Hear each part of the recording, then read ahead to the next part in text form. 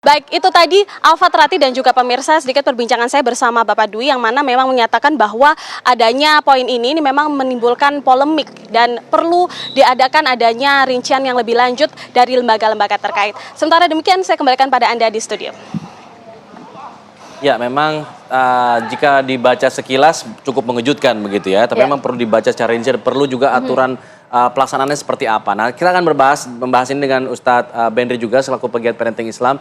Ustadz, kalau kita dengar apa yang disampaikan oleh Menteri Kesehatan, Pak Budi Gunadi Sadikin ini mengatakan kalau aturan ini sebenarnya untuk anak usia sekolah yang sudah menikah dini. Jadi takutnya nanti kalau punya anak, anaknya jadi stunting, kurang gizi karena di bawah 20 tahun, biasanya kurang ideal. Nah, ini sebenarnya aturan seperti ini rentan disalahgunakan atau bagaimana dari pandangan Ustadz lah?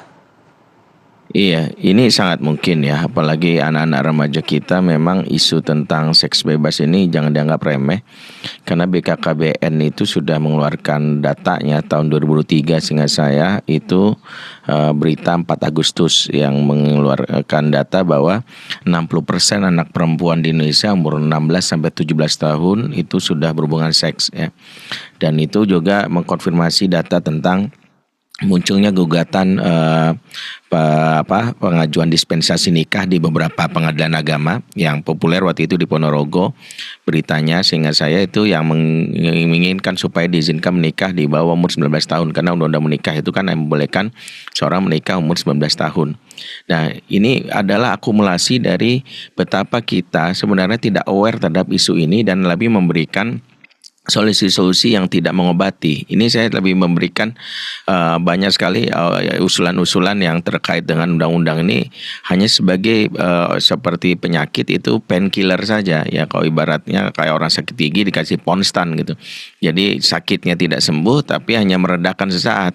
Ini kan harusnya menjadi catatan penting bahwa bagaimana bisa anak-anak remaja diberikan sebuah pintu masuk bahkan tanpa adanya undang-undang yang membolehkan adanya penyediaan kontrasepsi, mereka sendiri bablas gitu ya.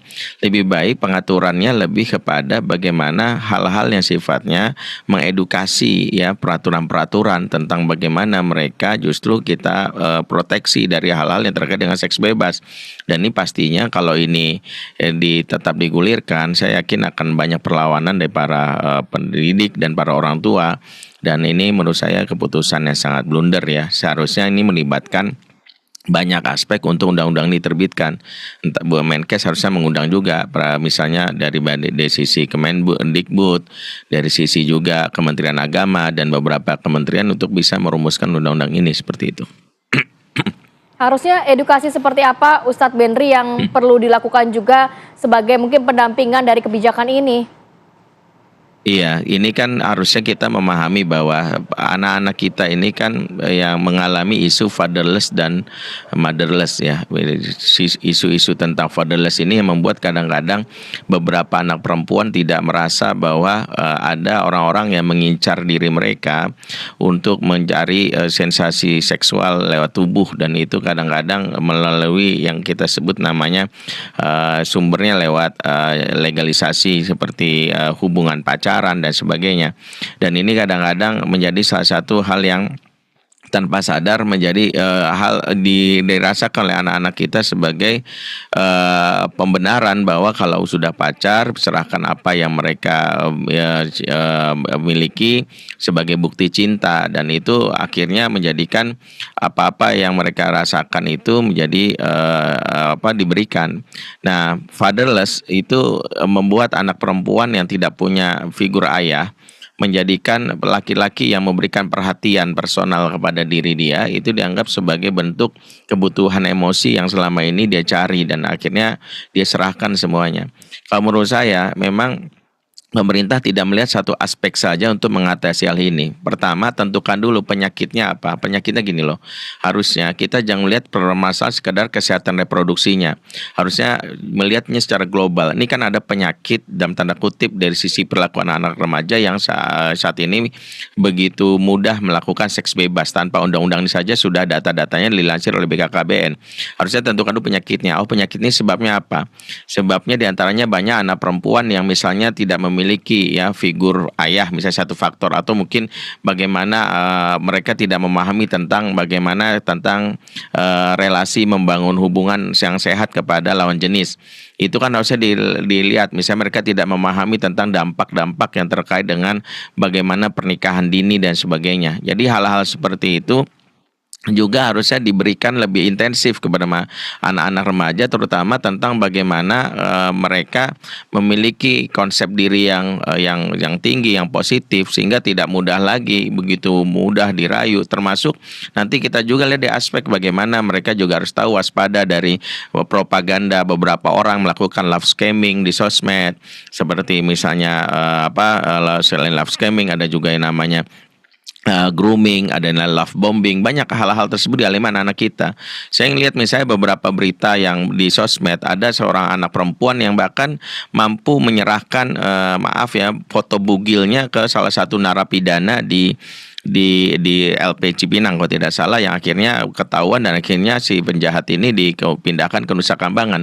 Ini kan menunjukkan ada persoalan yang sangat vital dan sangat fatal yang harusnya kita lihat, jangan sekedar melihat nih sekedar edukasi gitu, tapi juga ada sebuah tindakan konkret bagaimana mengatasi ini untuk anak-anak kita supaya tidak masuk ke dalam isu tentang seks bebas Ustadz ini. Benri. Gitu.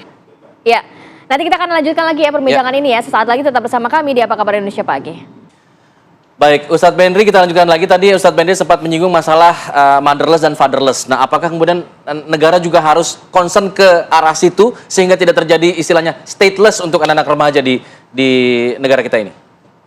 Iya, regulasi kita itu kan belum mengatur tentang keterlibatan ayah ya di dalam pengasuhan ya. Bahkan kita lihat saja kementerian yang mengatur tentang ini kan hanya pemberdayaan perempuan dan pelindungan anak, sehingga keluarga itu seolah hanya diatasi oleh perempuan dan anaknya, padahal ayah sebagai kepala keluarga itu harusnya bertanggung jawab. Warrajulu ra'in fi ahlihi, kata Nabi, laki-laki ada kepala keluarganya, wa huwa mas'ulun an ra'iyatihi, maka dia harus bertanggung jawab terhadap hal tersebut.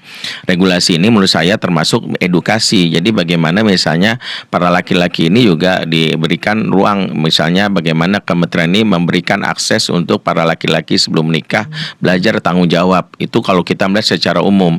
Karena isu fatherless ini isu yang jangan dianggap remeh. Jadi perempuan yang melakukan bagaimana dia berzina itu karena isu fatherless, dan ditambah undang-undang yang seolah-olah memberikan ruang untuk mereka gitu. Jadi jangan menganggap ini kan sekedar undang-undang hanya untuk kesehatan reproduksi. Kesehatan reproduksi kalau dilakukan dalam konteks syariat, melanggar syariat, dia aman dalam hal ini tidak hamil, tapi ternyata dia berzina, itu tetap adalah hal yang rusak dan itu jangan dianggap remeh. Itu catatan saya sih dalam hal ini. Baik. Terima kasih banyak Ustadz Benri, pegiat parenting Islam, sudah berbagi informasi dan waktunya pada pagi hari ini. Sehat selalu. Assalamualaikum Ustadz.